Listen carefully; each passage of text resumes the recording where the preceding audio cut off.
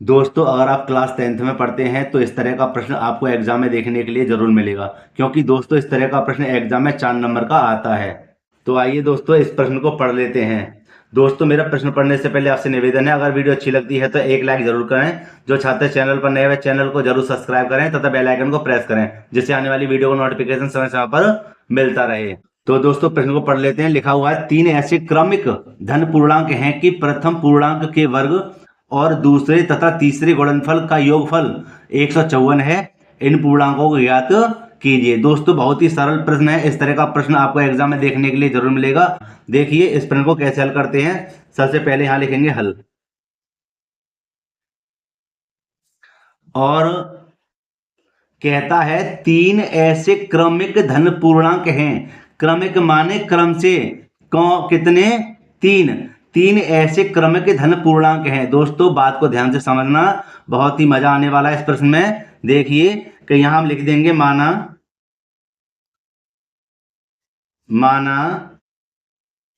3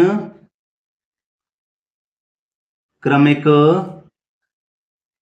धन पूर्णांक क्रमशः है, माने लगातार हो जाएंगे। कौन कौन से हो जाएंगे दोस्तों? एक हम मान लेते हैं x, और एक मान लेते हैं x प्लस का 1, और एक मान लेते हैं x प्लस के 2। भाई ये मैंने लगातार क्यों लिखे? यह मैंने लगातार क्यों लिखे? क्योंकि उसने खुद कहा है प्रश्न में कि क्रमिक धन पूर्णांक कितने? 3, और 3 मैंने यहाँ पे लिख दिए, और 3 माने लगातार। भाई पहले x है, फिर x प्लस के 1 है, फिर x प्लस के 2 है। कैसे है ये चीज? लगातार है ना। अच्छा आगे चलते हैं। आगे कहता है कि प्रथम पूर्णांक के वर्ग, भैया प्रथम कौन सा है? प्रथम ये है, इसका क्या है? वर्ग।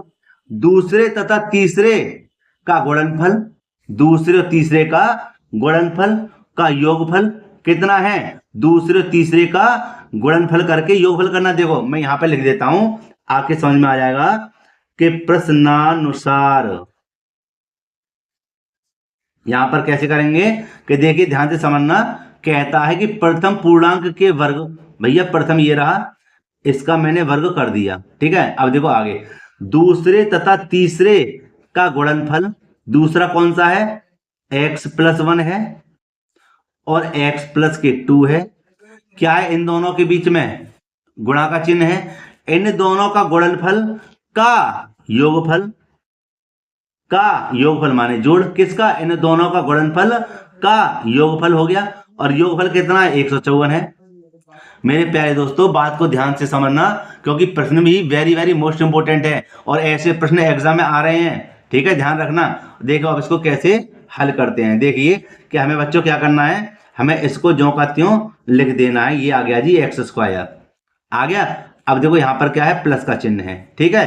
अब यहाँ पर गुणा लग रही है कोष्टक के बाहर दोनों ओर, तो हम क्या करेंगे? इसकी गुणा इधर कर देंगे, ठीक है। जैसे कि x की जब मैं x में गुणा करूंगा, ध्यान रखना x की जब मैं x में गुणा करूंगा तो हो जाएगा x²। क्या हो जाएगा? x²। अब आगे क्या है? प्लस का चिन्ह। इसी प्रकार x की जब 2 में गुणा करूंगा तो क्या हो जाएगा? 2x। कितना हो जाएगा? 2x हो जाएगा, ठीक है भैया। ये x इन दोनों में गुणा हो गई इस x की। अब एक ही गुणा करेंगे इधर इन दोनों में, क्यों? क्योंकि जब ये कह रहा है भैया मैं इधर आ गया, तो अब ये भी कह रहा है कि मैं भी इधर जाऊंगा। तो देखो जब एक गुणा इधर करेंगे तो क्या हो जाएगा? x एकम x, मतलब एक गुणा कहीं कर दो, वही का वही आ जाएगा।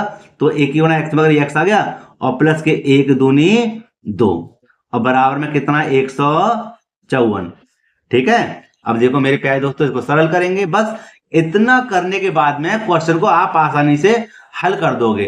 देखिए कि यहां पर हम लिखते हैं कि एक x² और एक x² कितना हो जाएगा?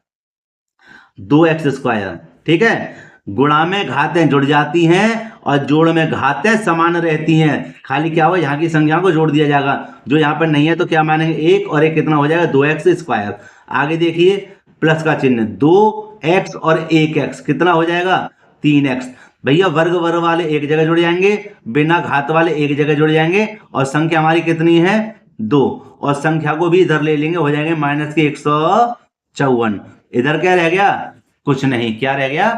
कुछ नहीं। अब देखिए आगे हमें क्या करना है, हमें लिखना है 2x², ठीक है, प्लस के यहाँ हो जाएंगे 3x और माइनस के 154 में से जब 2 को घटाएंगे तो माइनस के बचेंगे 152 बचेंगे मेरे प्यारे दोस्तों। 154 में से 2 को घटाएंगे तो माइनस के ज्यादा है तो माइनस के ही बचेंगे। अब दोस्तों इसको करेंगे सरल, क्यों? क्योंकि यह बन गया हमारा द्विघात समीकरण। क्या बना? द्विघात समीकरण। तो यहां पर हम देखते हैं कि हम 152 की 2 में गुणा करेंगे, 152 की गुणा करेंगे 2 में, बताइए कितना आया? यह हो जाएगा आपका 304। भाई 152 की गुणा जब 2 में करेंगे कितना हो जाएगा? 304। और 304 के हमें गुणनखंड ऐसे करने हैं कि कितने आ जाएं? 3 आ जाएं प्लस के। तो देखो दोस्तों मैं इसको आपको अलग से बताना चाहूंगा कि यहाँ पर गुणा करने पर आया था कितना? 304 आया था। और इसके हमें क्या करने हैं? फैक्टर करने हैं। देखिए कि 2 एकम 2, कितना बचा? 1, 2 पंजे 10 और 2 दूनी 4। यहाँ देखिए 2 का फिर भाग जाएगा, 2 सत्ते 14, 1 बचा, 2 छिक्के 12। फिर देखिए फिर हो जाएगा हमारा कितना? 2 तिया 6, कितना बचा? 1, 2 अट्ठे 16। इसी प्रकार 2 एकम 2, 1 बचा, 2 निमा 18 और यह जाएगा 19 से 19 एकम 19। तो मैं 3 लेकर आने प्लस के। देखिए 2 दूनी 4, 4 दूनी 8 और 8 दूनी 16 और यहाँ पर कितने हैं? 19 हैं। कितने हैं? 19। अगर मैं 19 की गुणा 16 में कर दूं तो मुझे 304 प्राप्त होंगे। क्यों? क्योंकि मैंने इसी में से लिया है, सभी जो मैंने गुणा करी इसी में से ली है। और अगर मैं 19 में से 16 को घटा दूं तो मुझे 3 भी प्राप्त हो जाएंगे, होंगे ना होंगे? तो इसलिए दोस्तों कैसे लिखेंगे इसको? यहां देखिए यहां पर हम लिख देंगे 2x² और प्लस के लेंगे कितना?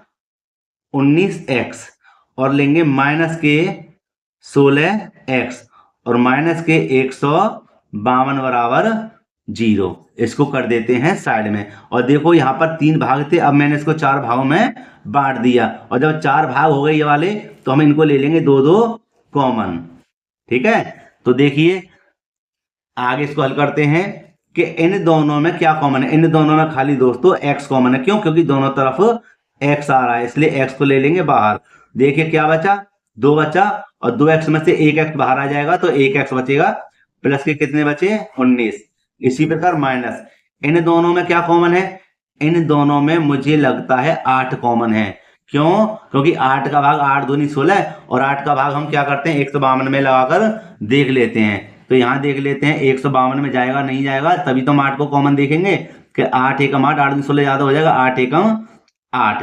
कितने बचे? 7 बचे 2, 8 नेम 72। भैया बिल्कुल सही बात है कि हमारा जो कॉमन है क्या है? 8 है, जो 19 बार जा रहा है। तो लिख देंगे 8 को बाहर, तो 8 दूनी 16। माइनस कभी बाहर हो कोष्टक के तो अंदर के सभी चिन्ह बदल जाते हैं, जो कि यहाँ पर प्लस का हो जाएगा। और 8 का मैंने अभी भाग लगा के दिखाया था, कितनी बार जाएगा? 19 बार। तो देखो जब कभी आप इनके गुणनखंड करें, है ना, गुणनखंड करें तो क्या होगा? इन दोनों का मान समझ लीजिए अगर 1 से आ जाते हैं तो वह बिल्कुल सही है सवाल हमारा। और अगर यहाँ पर प्लस माइनस का भी अंतर होता है, भले ही संख्या 1 से आ जाए, समझ रहे हैं, भले ही संख्या 1 से आ जाए और चिन्ह हमारे अलग अलग हों तो वह समझ लो कोई ना कोई वहां पर गड़बड़ है, सवाल गलत है, समझे? तो इसलिए इस समय हमारा सवाल दोनों साइड कैसी हैं? बराबर आई हैं, मान भी इसके कैसे बराबर हैं, इसलिए सवाल बिल्कुल ठीक है। तो दोस्तों इन दोनों में से हम लिख देंगे क्या कि 2x प्लस के 19 और क्या बचा? x माइनस के 8, x माइनस के 8 और आगे क्या है? बराबर 0 है। ठीक है, तो अब देखिए यहां पर हम क्या करेंगे कि यहां पर लिख लेंगे 2x प्लस के 19 बराबर 0 और यहां लिख देंगे क्या कि x बराबर, इसको इधर भेजेंगे तो क्या का हो जाएगा? माइनस का 19 हो जाएगा ना, और ये हो जाएंगे हमारे बट्टे में 2।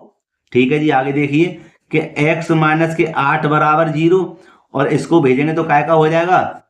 प्लस का 8 हो जाएगा। तो ये जो प्लस के 8 आए हैं ये तो हमारे सही हैं, लेकिन ये जो माइनस के आए हैं, ऋणात्मक चिन्ह जो आया है यह मान्य नहीं है। तो हमारी जो पहली संख्या है, 3 क्रमिक संख्याओं में से जो पहली संख्या है हमारे पास कितनी आ गई? 8 आ गई। अब हम दूसरी संख्या, तीसरी संख्या को भी पता करते हैं, कैसी? लगातार होनी चाहिए ये भी। तो दोस्तों अभी जो मान आया हमारा कितना आया था? x बराबर कितना आया था? 8 आया है। ठीक है, तो ये क्या था? हमारा प्रथम संख्या थी। दूसरी संख्या देखते हैं। दूसरी संख्या चलो लिख ही देते हैं, यहां पर लिखते हैं, चलो यहां लिख देते हैं दूसरी संख्या कितनी थी, x प्लस का 1 थी, तो x का मान क्या है हमारा 8 और प्लस का 1, 8 और 1 कितने हो गए 9। अब यहां लिखेंगे तीसरी संख्या बराबर कितनी है, x प्लस के 2 है, तो x का मान कितना हमारे पास 8 और प्लस के 2, 8 और 2 कितने हो जाएंगे 10। तो मेरे प्यारे दोस्तों यहाँ पर आप देख सकते हैं पहली संख्या 8 आई थी, दूसरी संख्या हमारे पास 9 है और तीसरी संख्या हमारे पास 10।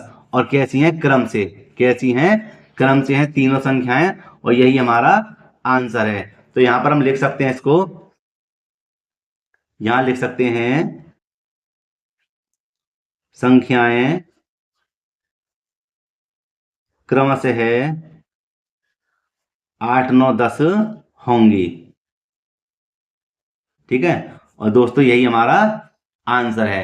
तो दोस्तों आप चाहें तो इसका स्क्रीनशॉट ले सकते हैं इस प्रकार। ठीक है, और दोस्तों